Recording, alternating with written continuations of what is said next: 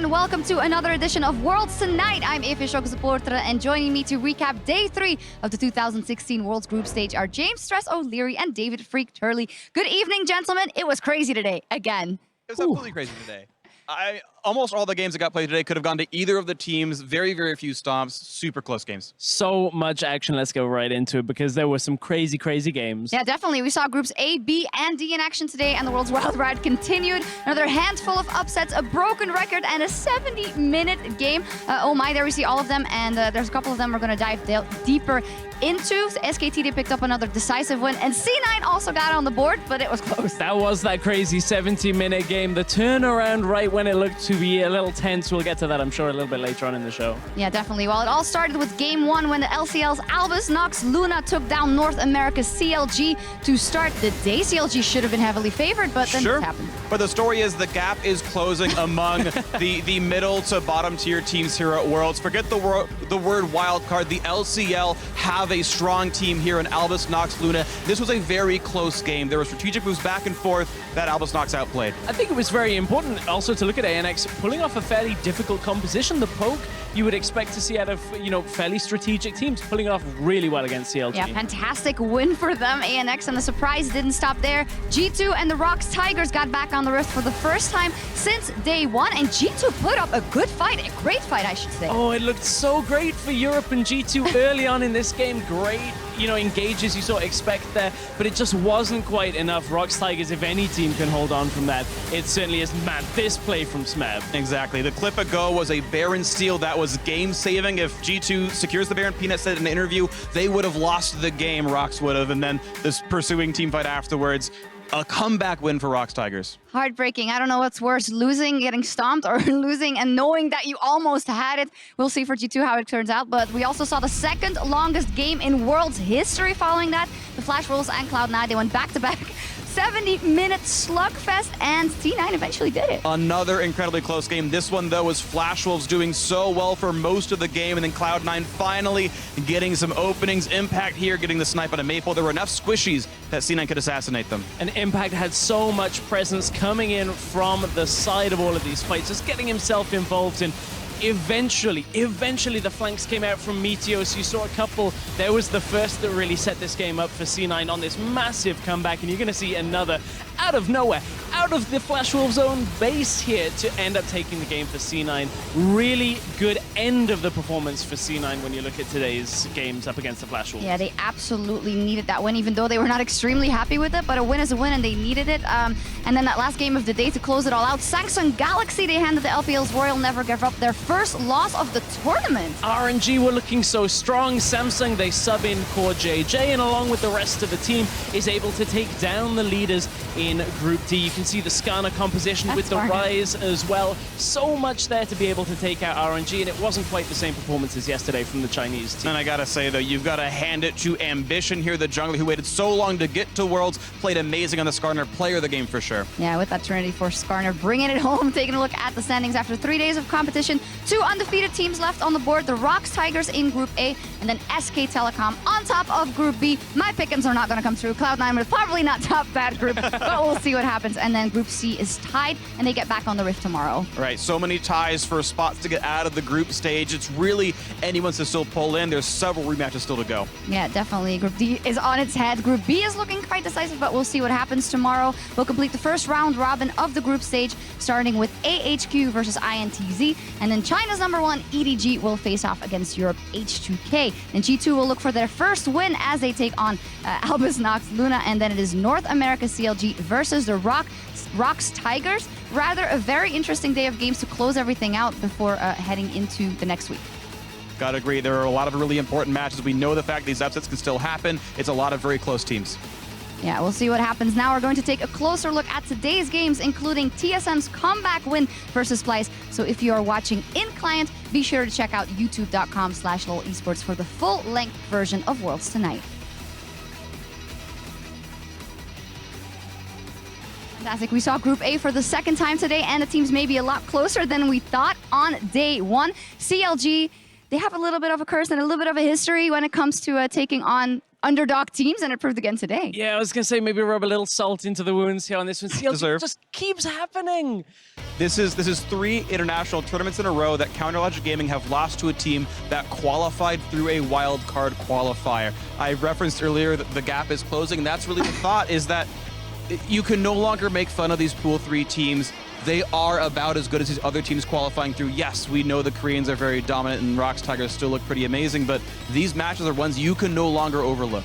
And, you know, we see that on individual skill as well as strategic level. Lecrit actually had a very good game on that Tom Kench, and a great interview after showing us a little bit of personality that we've come to know from some of the top players of different regions, so maybe a player to watch there too. I really do want to highlight Lecrit here because it's fun watching the pick ban metagame evolve. Like last year at Worlds, Darius was like 100% pick ban until week 3 when everyone stopped playing him. Here you're seeing Syndra be the most prized mid laner, and you've got Tom Kench, when piloted by an excellent player, nullifies that advantage, eat the stun target, eat the ult target, and now you just don't do any damage anymore. No, super interesting play style from him, and also, as you say, great interview. They're ready to fight. They just want to fight. They just want to play and show that they're here to play. But what does it mean for CLG now? That inconsistency, and in a group stage where you're going to have to lay it all on the line. It meant a very tense game watching straight after that G2 Rocks game. If G2 had picked up that win, man, that was pressure back on CLG. But there is still some, because if CLG don't pick up the rest of their games here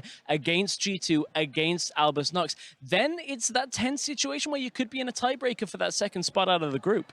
Yeah, it just means all these teams are mortal, though. CLG have the chance of beating Rox Tigers based on seeing how Albus Nox did against them, how G2 did against them. Albus Nox the same way, can clearly pick up a win here as well. Yeah, you mentioned that some teams do good against them in the early game specifically, and if we take a look at that G2 Rocks game, which G2, of course, they didn't have the best, I think, mental coming into this. Obviously, you're taking on the #1 seed from the LCK, and then they show up and actually are in the lead for such a long time. They found a really good way to get into the early game. Coming into this tournament, almost everyone is saying Smeb, probably the best player in the world right now, and G2 managed to win the top lane with Expect and Trick putting in work on that Gnar and Olaf. A lot of early pressure came in, but it eventually did fall apart. Of course, you're seeing the damage number there on that Smeb cannon was big. I want to take a moment to look at Trick. He's our 2-time European MVP for the 2016 season. And finally, we saw the performance out of him at Worlds that we wanted to in today's game. The early game from Trick was insane. Going bottom lane, repeat ganking, then repeat ganking top.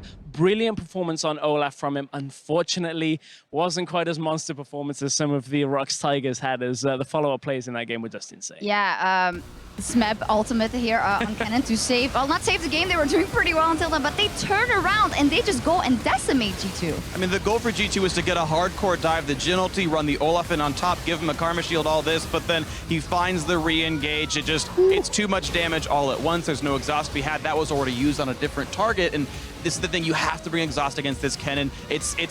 I think basically Kennen and Rumble are the two big top laners. Mage tops are big right now. Double mage comps are huge. You need a locket and you need an exhaust for this Kennen. I would say it's absolutely beautiful to see, and it is, but of course totally unbiased, as hoping that the European team can at least pick up a win. Sure.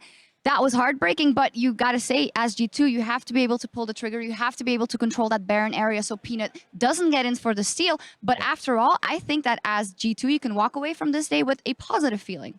I think somewhat so, yeah. I would agree. When you look at their first day performance, the changes coming into day 2 for them, obviously day 3 of the tournament, a lot better. Not the only European team that was maybe showing some life here in today's games. We saw from the European contenders in Group D, they would take it to TSM early, but eventually North America's TSM, they picked up their second win of the tournament overall, but it looked so good for Splyce. First blood for Mickey! Oh, I know. First blood in the bottom lane, up in that one. It was really nicely done. You had some very close Baron fights. This one ended up going 3 for 3, but it was still Baron secured for Splyce, and it was interesting catching this one. The sentiment was, yeah, but it's not far enough away. TSM can always outplay in the late game. That's what happened. You're seeing moments like this 40 minutes in.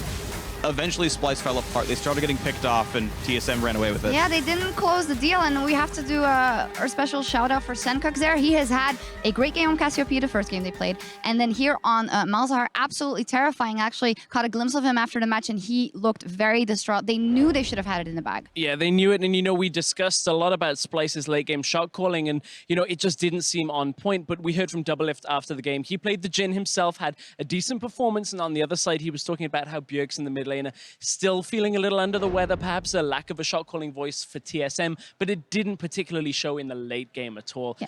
You look at it and they look just punishing against Splyce. Phreak, what do you think of that, Jin? Yeah, I want to talk about Bjergsen real quick though, and then I'll get to your point. Is I don't. All right. Well, sorry, I was about to bounce off him on this one.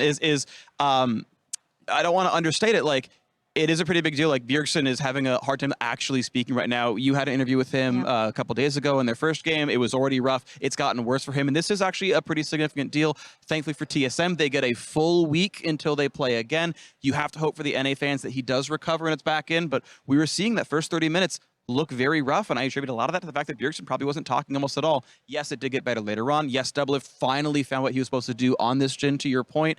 Had some silly split pushing errors where he's getting picked off, but actual mechanical execution in fights, pretty good. Yeah, we'll see what happens. They do get some time now to recoup, but then all those games are being played in the same day, so they're going to have to show up, and especially the rematch versus RNG rather is looking very, very important for them. Ooh, very important. Group D is super tense. It's not the only group, though, that seems to be on a knife edge. Yeah, everything is. And tomorrow we'll see Group C get back on the stage and break the 4-way 1-1 tie that's happening over there. H2K, INTZ, EDG, and AHQ. Who will be moving into the top 2, you guys think, from that one? Ooh, that's such a tense one. I really want to say EDG and H2K. I really want to, but AHQ is such an unknown factor.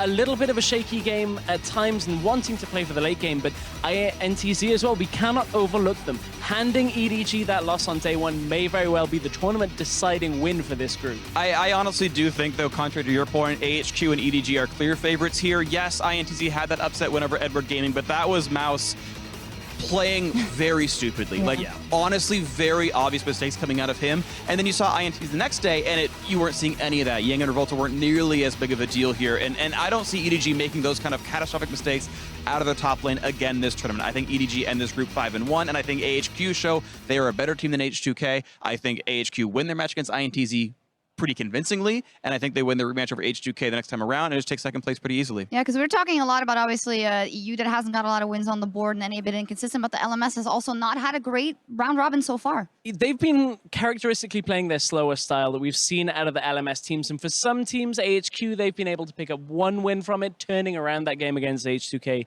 to punish, but for Flash Wolves, it's been looking slow. Some people would say methodical, some people would say steady, but honestly, up against the top tier teams, it is taking them way too long to get into the game, and it's going to get punished. Yeah, they have the Flash Wolves have that game versus SKT tomorrow. Of course, we have that MSI record, which is in their favor, and then Rox, also the other undefeated team, is taking on CLG. Do we see an upset happening here or there? It is possible. You talked about the record that Flash Wolves has over SKT. Flash Wolves keeps beating Korean teams in the group stage at things like MSI and things like Worlds, so you can't completely count them out, but they just do not look sharp. Their mid to late game shot calling is just bad. Methodical, I think, is a bad euphemism for the fact that they're terrible at playing the late game vision control, and they're getting outplayed. They should have beaten C9. They should have won their other match as well, but they're 0-2 because they didn't deserve it in the mid to late game. As far as CLG, Rox, Tigers, yeah, Rox look mortal, but CLG don't look all that sharp. In the early game. I think the problem is CLG have to put an insurmountable lead to the Rox Tigers, and we haven't found what that was. G2 thought they had it today, wasn't to be. Yeah, definitely. Well, we will see what happens. We'll get our answers tomorrow when the 2016 World Championships continue at 4 p.m. local time. That is 1 a.m. Central European Summer Time. Until then, we are going to go on cooldown, and we'll see you back here tomorrow on the road to the Summoners Cup. Ciao.